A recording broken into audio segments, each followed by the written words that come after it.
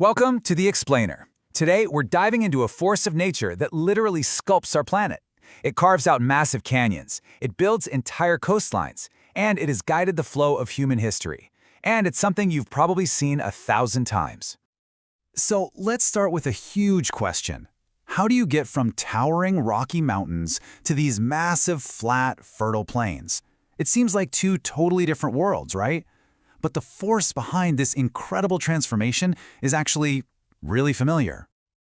Yep, the answer is rivers. It's that simple, but also that powerful. They are Earth's tireless artists, constantly at work, carving, carrying, and creating the world right outside your window. So what is a river, really? Well, at its most basic, it's just water flowing downhill because of gravity. Simple enough. But that definition doesn't capture the magic. The real story is in those three actions: carving, carrying, and creating. That's its true purpose. Okay, to really get a handle on this, it helps to think of a river's journey like a life. It has a wild, energetic youth, a more balanced, mature middle age, and a final, calm old age, where it kind of settles down and builds its legacy. So let's start at the beginning. We're way up in the mountains. This is the river in its youth. The slopes are super steep, gravity is at full power, and the river is just pure, raw energy. A young river has one mission and one mission only: cut down.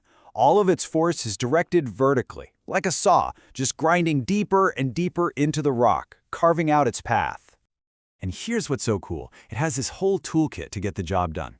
Hydraulic action is like a power washer on steroids, just the force of the water blasting rock apart. Then there's abrasion, where the river uses the rocks and sand it's already carrying like sandpaper, just grinding away at the riverbed. Attrition is when all those rocks in the water smash into each other, breaking down into smaller, smoother pebbles. And finally, there's solution, which is basically a chemical attack, where the water literally dissolves certain types of rock. It's an unstoppable combination. So what's the result of all that focused, downward-cutting energy? You get the classic V-shaped valley. The river carves out the bottom of the V, and then the steep sides just kind of crumble in over time. It's the signature look of a young, mountainous landscape. And of course, every now and then the river hits a layer of super hard rock that it just can't cut through as easily. It flows right over that tough layer and then chews away the softer rock underneath. And boom, you get one of nature's most spectacular sights, a waterfall. Okay, so let's follow the river as it comes down from the high country. It's entering its mature phase now, the middle course. The ground is flatter, and the river's whole vibe starts to change. And this is the key difference.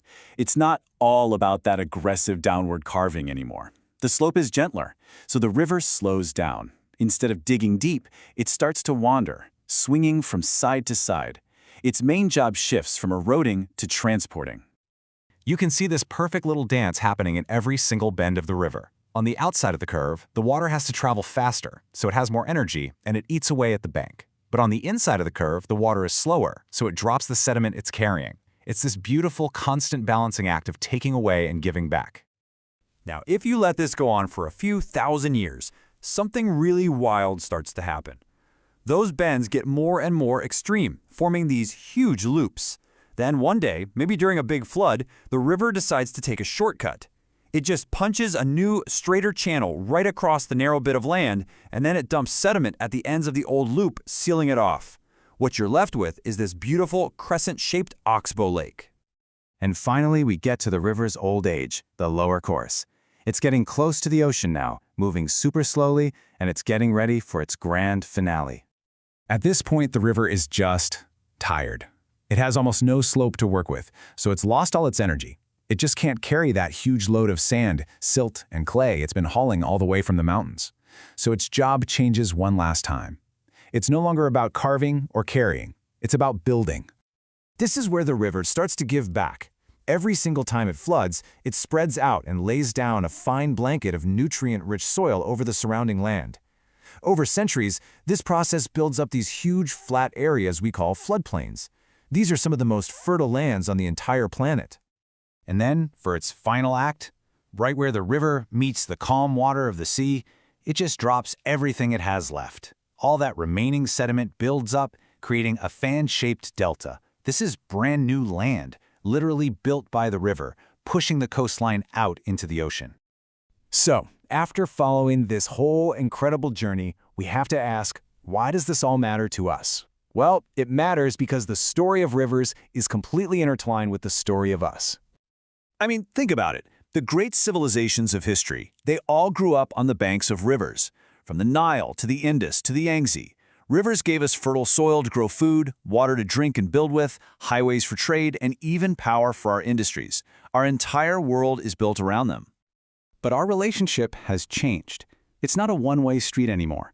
Our actions, building dams that block that flow of sediment, polluting the water, changing the riverbanks, all of these things are having a massive impact, messing with the natural systems that have been working perfectly for millions of years. So the bottom line is pretty clear. Protecting our rivers isn't just a nice idea for nature lovers, it's about protecting the very life support systems that build our farmland, give us our water, and support our economies. It's really about protecting ourselves. And that really leaves us with a huge question to think about. For almost all of Earth's history, rivers have been the ones in charge, the great sculptors. But now, we're the ones shaping the rivers. We're the powerful force. So we have to ask ourselves, what kind of world are we creating with that power?